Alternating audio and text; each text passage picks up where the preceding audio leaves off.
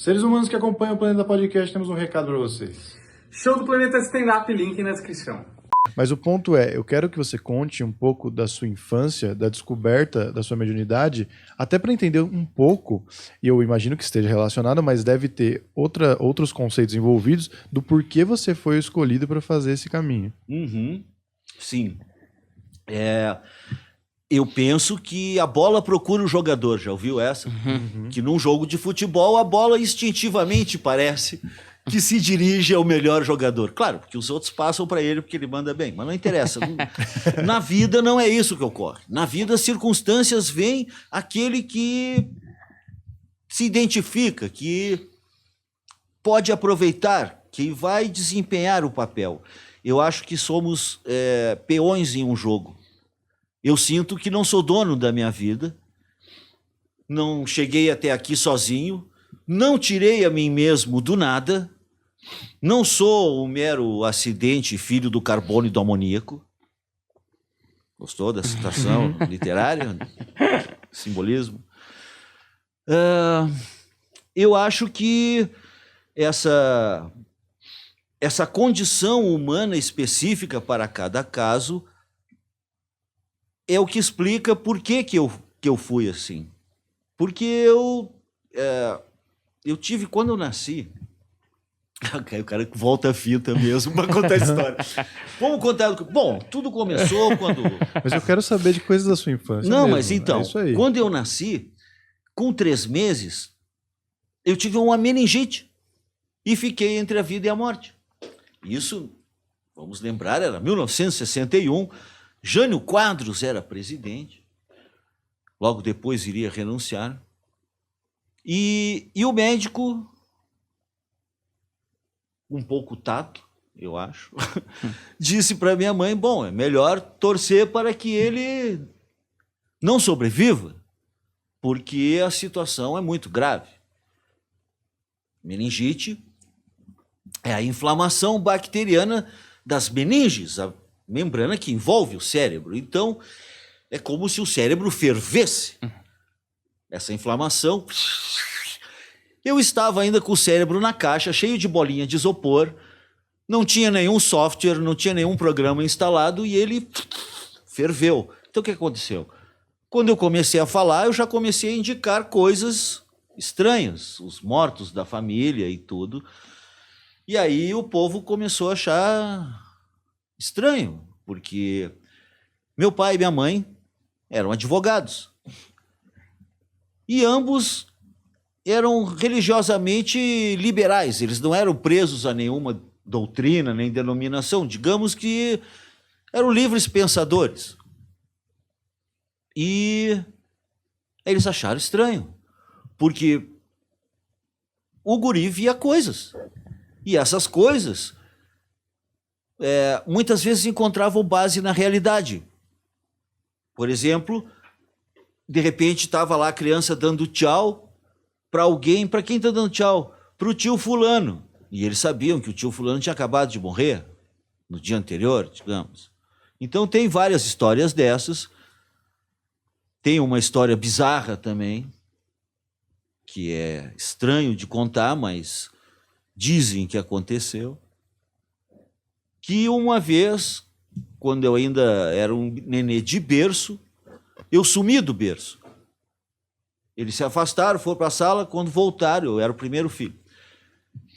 E tinha sumido a criança. Cadê a criança? Ei, ficaram loucos, procuraram tudo e... Era um apartamento, tipo, não era uma casa que podia ter entrado alguém, não sei o quê. Não, um apartamento. Até que, por fim, dizem que me acharam em cima de um guarda-roupa altíssimo, daqueles dos anos 60. O que a criança estava fazendo lá e quem me levou até lá, não sei.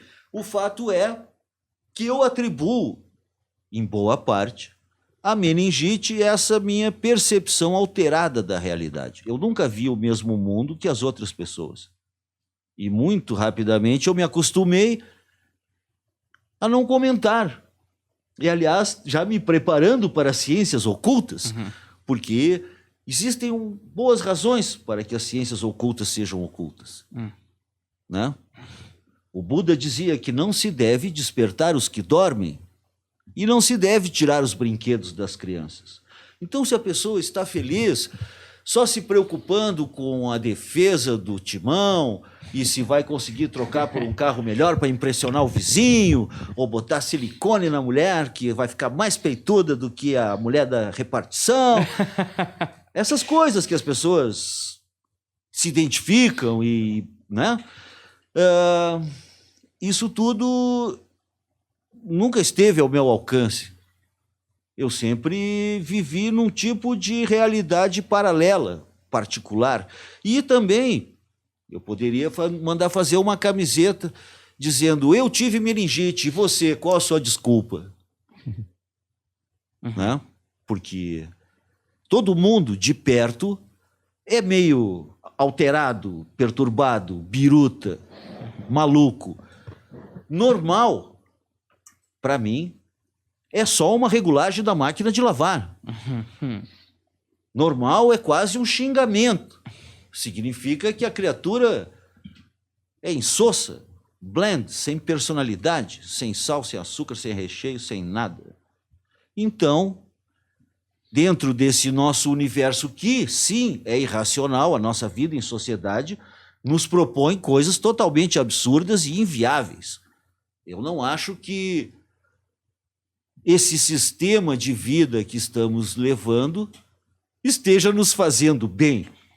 Pelo contrário, eu vejo que as facilidades do mundo moderno e o excesso de informação estão gerando um efeito contrário. A gente pensava, pô, eu era rato de biblioteca, porque eu peguei fogo com 14 anos, fiquei todo estourado e tal.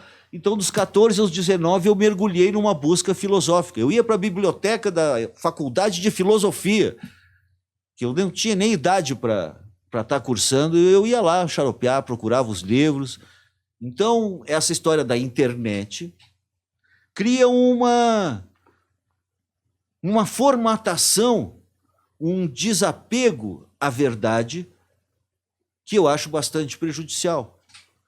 Porque aquilo que vem fácil perde o valor. Eu digo em termos de conhecimento, não a questão da sorte, onde, afinal de contas, a sorte é o meu ramo. Eu sou um gerenciador de crises. Quando me perguntam qual é meu ramo, eu digo gerenciamento de crises. Como assim? Porque quando a coisa fica feia, a pessoa não tem o telefone do Batman e Jesus não apareceu para salvar, elas vão ligar para os operadores do sobrenatural, eu e os meus colegas, que, aliás, é uma coisa muito interessante. Eu acho sempre bom pontuar que o Brasil, como tem bruxo no Brasil, gente, que país. Eu dei uma viajada pelo mundo, vi coisas estranhas e vi bruxos de todo tipo, mas o Brasil é uma pátria mística. E tem bruxos e bruxas muito bons, e videntes e feiticeiros de todo tipo. Então, eu acho que também tem a ver o fato de eu ser brasileiro, né? Tem até um momento na jornada que Satã, que não é Lúcifer, diz assim que você pensa que vai sair daqui com todos os pedaços. Você não vai. E aí eu digo, pode me matar, mas não vai me assustar. Sou brasileiro, Alteza. O brasileiro já nasce no inferno. Já está acostumado à incerteza, à insegurança, ao perigo, à dor e à injustiça. Esse é que é o ponto.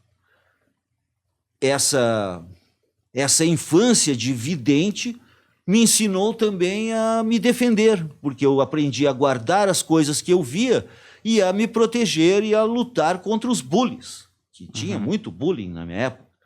Uns bullying violento. Enfrentei várias batalhas solitário na infância e na adolescência para continuar sendo eu mesmo, e aí eu vejo que o mundo não melhorou nada. As criaturas continuam sofrendo bullying da mesma forma estúpida que sempre foi. Isso que também eu acho lamentável. a naturalidade com que as pessoas aceitam a estupidez, como se fosse a regra. Por exemplo, a gente vê no noticiário, fulano de tal, um ditador sanguinário, tem capacidade de destruir o planeta 34 vezes com armas nucleares. Por outro lado, outro fulano, também com sangue no zóio, pode destruir 35 vezes. Eu fico abismado, olhando, meu Deus, quem botou esses caras na frente do microfone?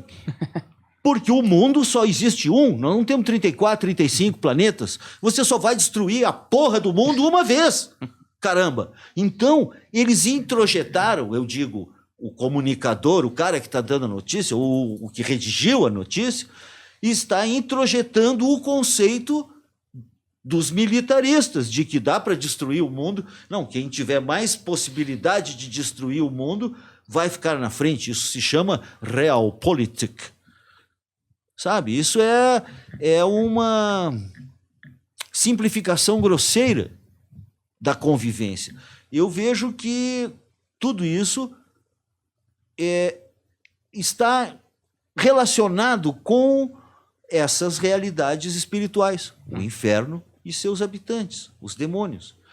E as pessoas dizem, tá, mas o inferno é como uma cadeia do outro mundo que te vão mandar. Não, ninguém é mandado para o inferno. O inferno não tem grade, o céu não tem portão, cada um vai para onde quiser, para a luz ou para as trevas, mas o que vai acontecer?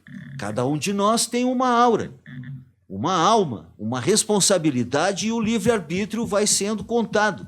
Não é uma nem duas religiões que dizem que a pessoa tem um tentador de um lado e um anjo de luz do outro. Isso é estranho e nos faz pensar também por que no cômputo geral, tem no livro dos demônios 14 infernos diferentes, de povos que nunca se conheceram, e todos esses infernos são the same, são iguais, são idênticos. Tu não consegue diferenciar um Rakshasa dos hindus, o Oni dos japoneses, ou os nossos demônios, ou os djinns malvados do reino de Ifrit. São todos iguais entre si, e é sempre esse reino, é sempre subterrâneo, apartado da região de percepção dos vivos, mas também dos outros mortos. É interessante que 14 civilizações, diferentes no tempo e no espaço, criam o mesmo conceito de que é necessário que os piores dentre os humanos se defrontem com o fruto de suas próprias obras.